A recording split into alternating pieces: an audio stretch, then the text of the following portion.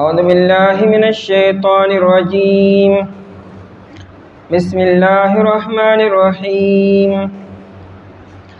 الرجال قوامون على النساء بما فضل الله بعضهم على بعض وبما أنفقوا من أموالهم فالصالحات قانتات حافظات للغيب بما حفظ الله واللاتي تخافون نشوزهن فعظوهن واهجروهن في المضاجع واضربوهن فإن أطعنكم فلا تبغوا عليهن سبيلا إن الله كان عليا كبيرا. الرجال نارنا قوامون ذمداران دی على النساء فزنانو باندې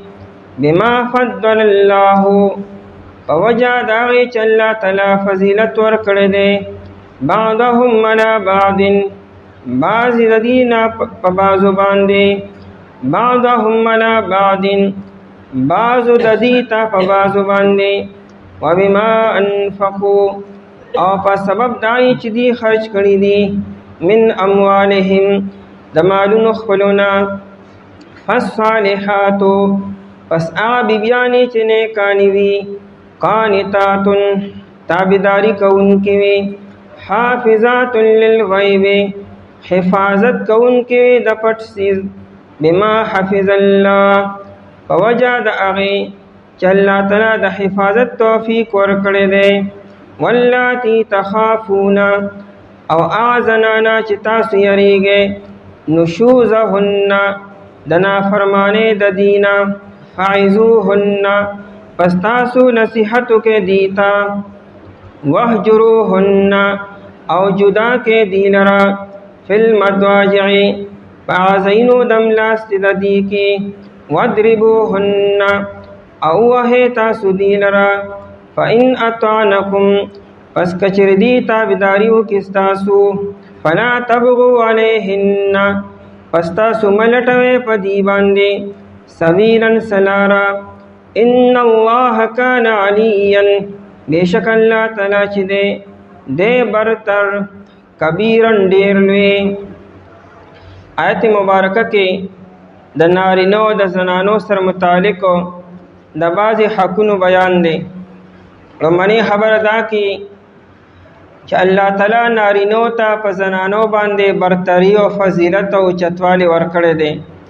نارینا و زنانا دا دا شورون را روان دی اوزے اسیگی خاص کر چدی من کے کلا رشتہ دا نکاح راشی نو بیا بخامہا یو تن لبا بل باندی فضیلت بورکے یو با امیری بل با معموری یو با مشری بل با کشری اور فضیلت اللہ تعالی نارینا تورکڑ لے دکا چا نارینا اللہ تعالی سبا دے امتیازی صفات ورکڑی دی دائی دا وجن دا نارینا فوقیتو پا زنانہ باندے دے زنانہ با دا نارینا تابداری با کی دا خبر با منی دینداری با اختیاری او دا نارینا دا عزت و دا عفت و دا عصمت حفاظت با کی. بیاوائی کچر فرض کا یو زنانہ دا نارینا حقوق نہ پورا کی خبر نہ منی بیاوا خبر سکو نو نارینا با رنبی فرصت کے تبا نصیحت کی پویا کی بے کپائے باندے ونشوا بیا با دا آغی بستر جدا کی کہ آغی باندیم زنانتا تنبیہ ونشولا بیا با دا شریعت پا حدودو کے دن مار پیٹ بکی وحل بکی کچر زنانتا تنبیہ شوا تابدار شوا اخبر عنا فرمانی اپری خودا بیا نارینه له ظلم و ستم نره پکارو زړې خبرې نره تازه کول پکارو او د هغې د وهلو د ټکولو دپاره بانی نه دي لټول پکارو. الله جل شانهو د ټول نه برتر ذات هر څه ګوري چونکې نارینه او زنانه چې یو ځای اوسیږي نو خامخا په کور کې مسائل پیدا کیږي خامخا اختلافات پیدا کیږي او بعض اوقات د اختلافات د حد نه تجاوز وکړي نو شریعت وی چاول دا زوج او زوجه خپلو کې خپل مسئلې حل کی کوشش دیو کې چې دا مسله هیڅ چاته لاړ نشي نه دا الګ پلار ته ورسی نه جینې پلار ته ورسی دا خزه او خاوند خپل مسئلې په خپل منځ کې په خاموشۍ سره او په سازگار ماحول کې دا د حل کی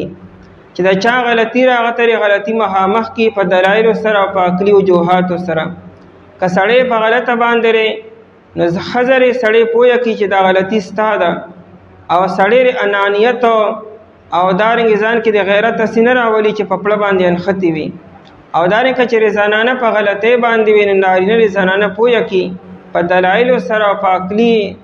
دلایل سره چې دا غلطي ستا ده او چې کله غلطي واضح شوه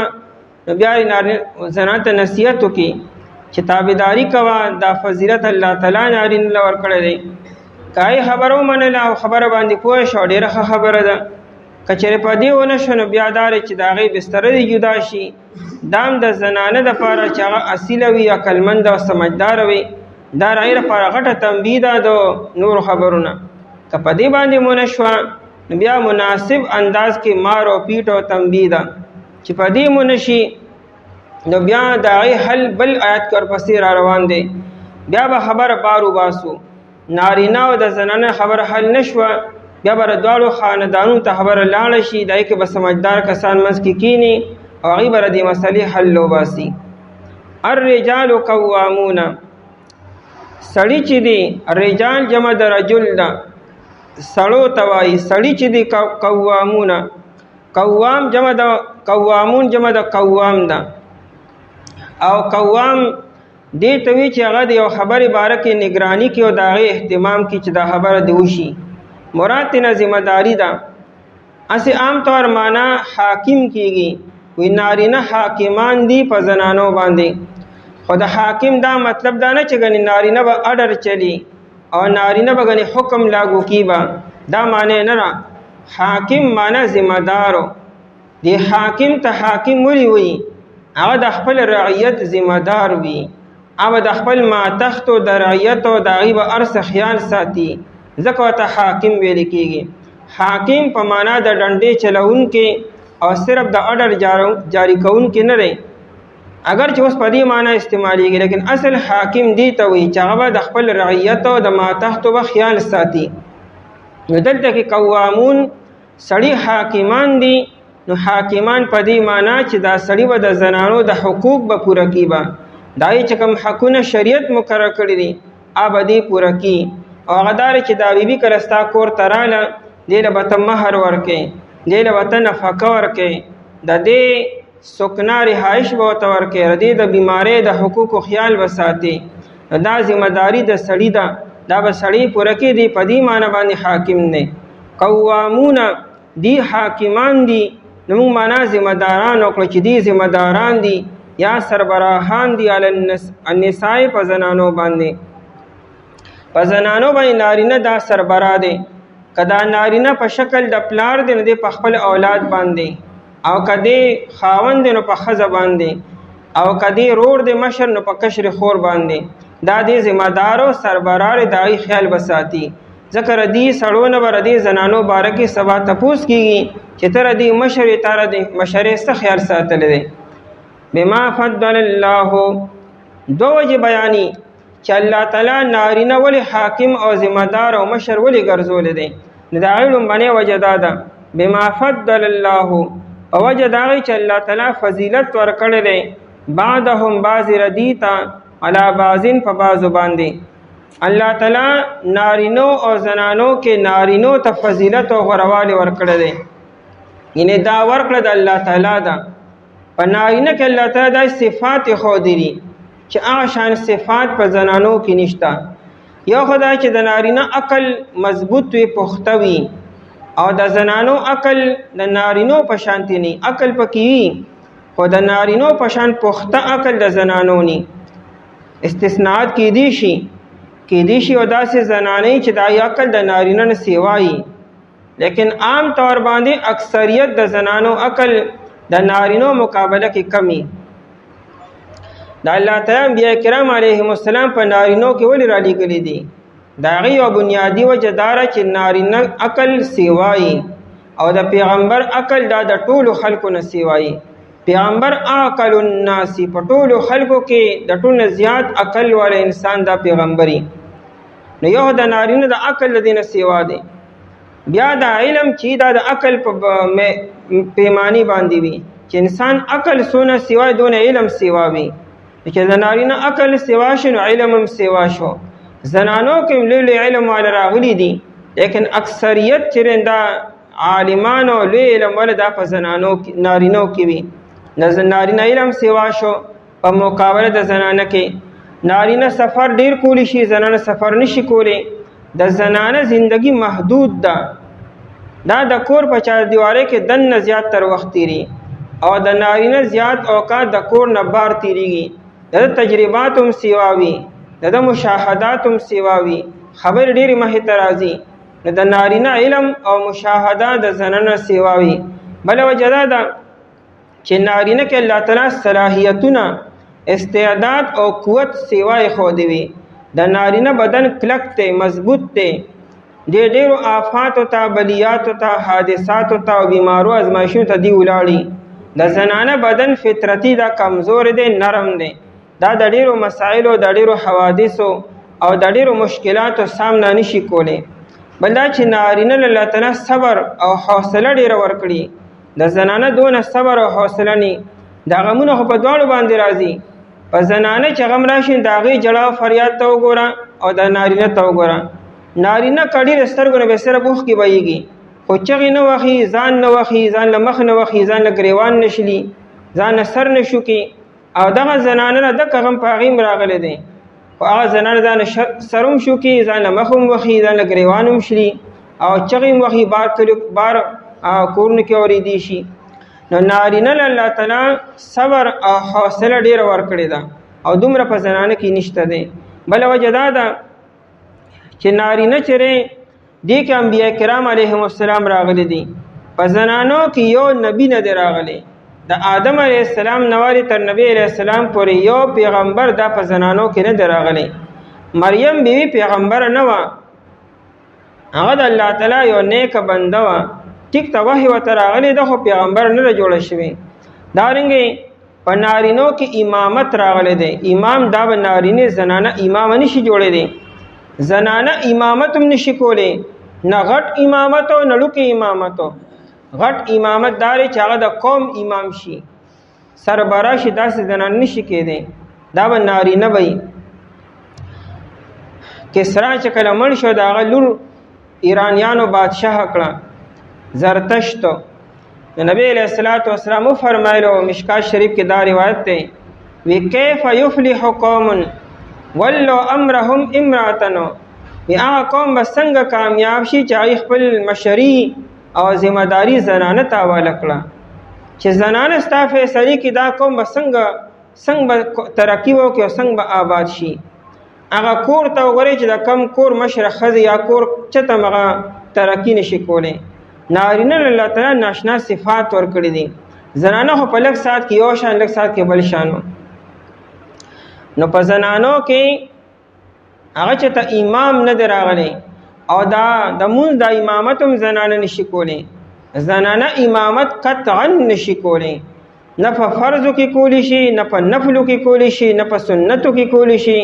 او نه په تراو کې کولی شي زنانه امامت د نارینو خاصم نشي کولی چې زنانه د لا خیر سره امام او سړی د ورپسې لا خیر سره ولاړي دغه به خلا لاګانی چې لا خځه پسې لا شاته ولاړي خو زنانه د زنانو امامت هم نشي کولی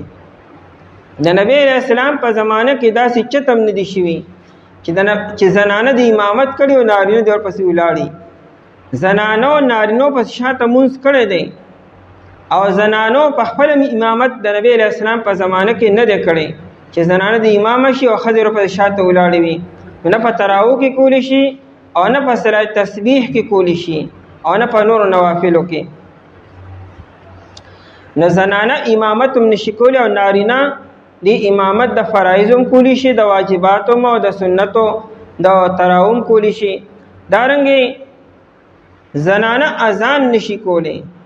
اذان به نارینه کې زنانه بلا څنګه اذانو کې دای اذان د سر نه ادا کیږي زنانه اقامت هم نشي کولی زنانه دارنګې په حدودو کې گواهی هم نشي کولی دا حدود چې دي د رجم کېدو د سنګسارېدو چې کوم حدود دي په دې کې څلور سړي پکار دي په دې کې یو ښځه ګواهي نشي کولی. نو الله تعالی دا د الله تعالی طرف نه عطا ده چې الله تعالی نارینو ته دا فضایل ورکړي د زنانو ته نه دي ورکړي. او په دې کې ډېر لوی خیر داسې ظلم او زیاتي نه دی. الله تعالی په خپلو فیصلو باندې ښه پوهېږي. د زنانه زندگی دا محدود ده. اصل کې الله تعالی زنانه له بغیر د محنت او د مشقت نه بادشاهي ورکړې ده. نارینه بادشاهي دونه په اسانه نشي حاصلول، دی به ځان ستړي کي بادشاهي به حاصلي. او زنانه له الله تعالی په مفتو کې بادشاهي ورکي. بس خو چې سره په نکاح کې رااله د کور مشره شوه، دا خو ایڈمنسټریټر شوه،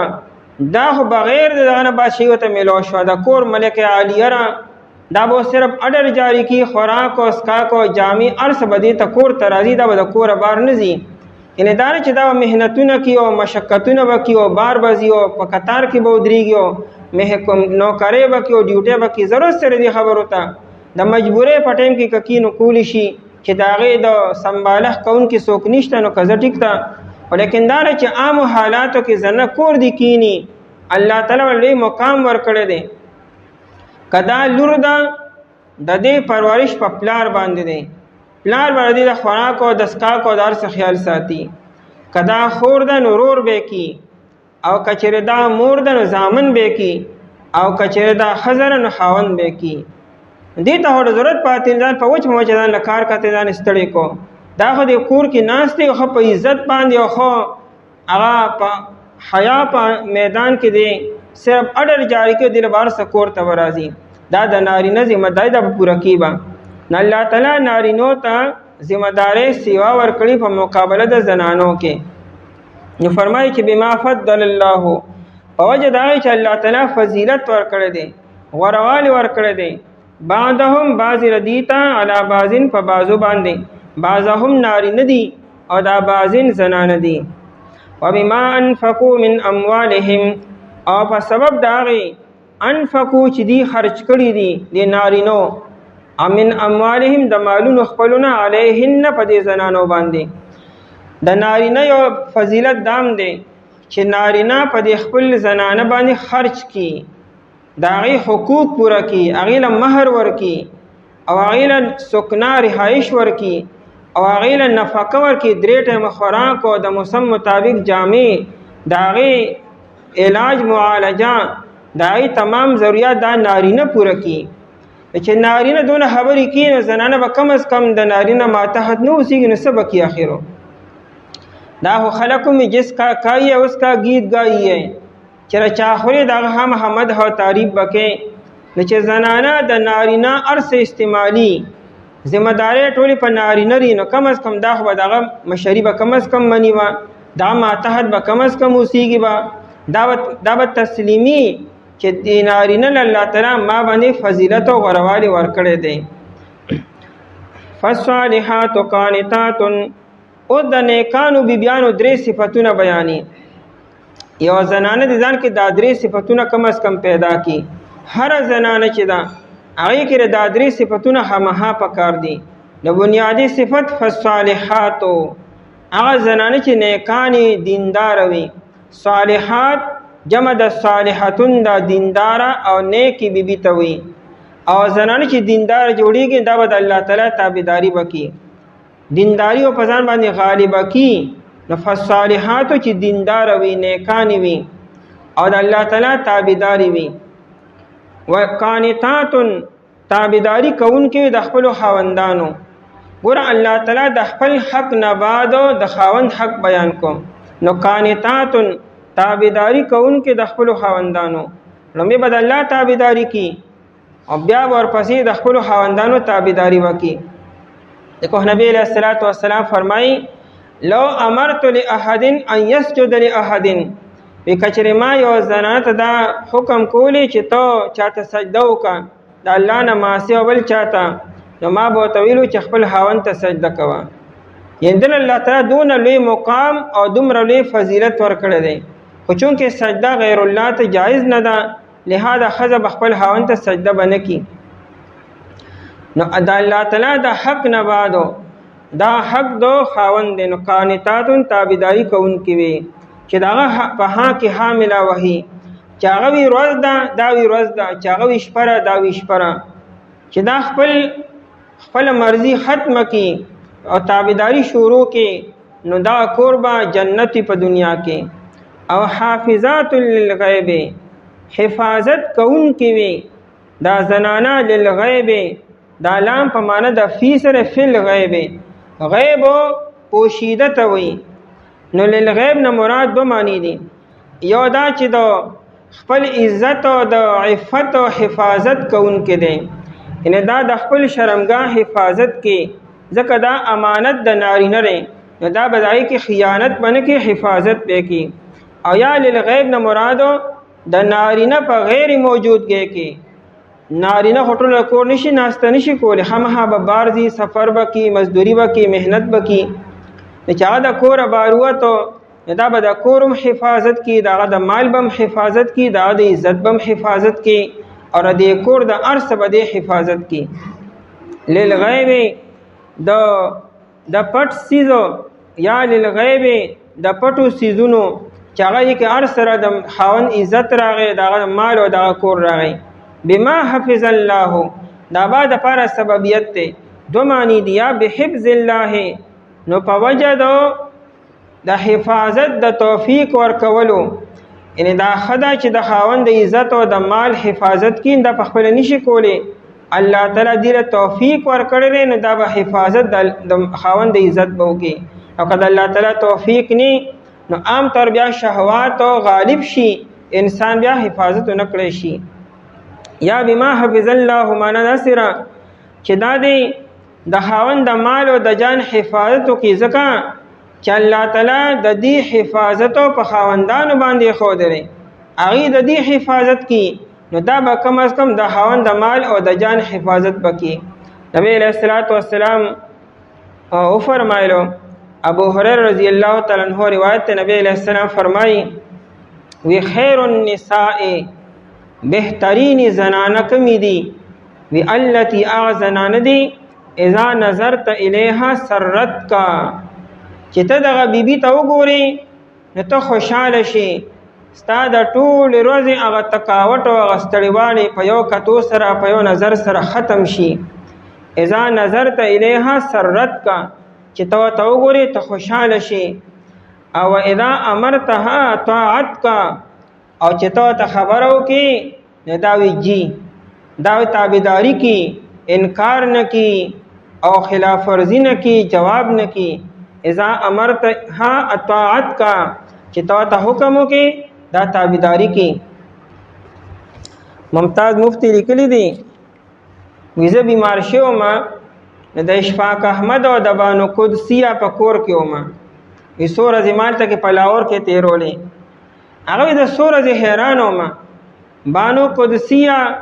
دې د اقوال نن سبا خلک ډیر زیات استعمالي دي، زندگیم لګوري ناغوي چې ما به قتلو چې اشفاق احمد به خبره کوله نو کچرا به خاندل نو بانو قدسیه به خاندلو، کا به خاموش نو دا به خاموش به، کا به خبره کوي به خچي. وزه حیران و چې د بانو قدسیه خپلم سرایشتاو کنه، خپلم سمرزیشتاو کنه، خپلم سچاهشتاو کنه، خپل ځان مکمل د اشفاق احمد په مرزه کې ځان مکمل فنا کړی دی. دا جوړه نن سبا دنیا کې یاد را او خلک د دې مثالونه ورکړي چې ناشنا جوړه دي تیر شوی دا. نو وجه سوا بانو قدسیه چې دای خاندان د اشفاق احمد د خاندان نو اوچت وو، لیکن هغه خپل مرزي او خپل ارث د اشفاق احمد په مرزه کې مکمل فنا کړو. نن هغه داغي جوړه مثالونه دنیا کې پیش کیږي. زنانه بهترین هغه چې د نارینه په مزاج باندې پوه شي چې دمر نارینه مزاج څه دی، سټیم څه خبره کول پکار دی، ریاکشن سټیم پکار دی، خپل خبره به سټیم په باندې پورا کوم با چې کله زنه په نفسیات باندې پوه شو به دا کور ګلستان دی او دا کور جنت دی. او ویدا غبت عنها حفظتک فی مالک و نفسها، نبی علیہ السلام فرمای بهترین بیبیان او زنان هغه دي چې ته نه غایب کور نه، دا ستا د مال او د کور او ستا د عزت حفاظت کی. او بیا نبی علیہ السلام دا آیت مبارکه تلاوت کو چې زنانه چره دا به د نارینو ما تحت وخت تیری او دا به د نارینه د مال او د جان او د هر څه به مکمل حفاظت وکړي. نو للغیب ما حفظ الله، په وجه د هغې چې الله تعالی د حفاظت توفیق ورکړی دی زنانو ته، نو زنانه ځکه د نارینه د مال او د جانو او د عزت او حفاظت کی. ابو داود شریف کې روایت دی یو بیبي د نبی علیه السلام نه تپوس وکړو چې ما ته د خپل خاوند په مال کې څومره اجازت دی، یعنې د هغې نه زه یو څیز بغیر دغه د تپوس او دغه د یاد نه راغستی شم او صدقه او خیرات کولی شم او که نه. نو نبی علیه السلام وایي چې او معروف یعنې د عام عرف مطابق او د دستور موافق ترې راغستی شي سیوا به ترې رالی، چې تا د خاوند څونه اجازت درکړي وي هغه همره خو ورکولی شي او د یې نه سیوا نشي ورکولی. نو دا باقاعده تپوس وکړي د خپل خاوند نه چې دې کور ته به څوک راځي او څوک به نه راځي او چاله به اجازت ورکوم او چاله به نه ورکوم، چې بس زنانه په دې خبرو باندې پوه شوه دا کور آباد دی او کني نو دا کور به هر ټایم به مسایل او مشکلات به وي. دومره کافي دی. نارینه چې دي حاکمان دي ذمہ داران دي په زنانو باندې، په وجه دا چې الله تعالی فضیلت ورکړی دی بعضې ردي ته په بعضو باندې، او په سبب دا چې دي خرج کړي دي مالونه خپلونه، پس هغه بیبیانې چې نیکانې وي تابعداري کوونکې وي حفاظت کوونکې د پټو څیزونو، په وجه د هغې چې الله تعالی د حفاظت توفیق ورکړی دي ته.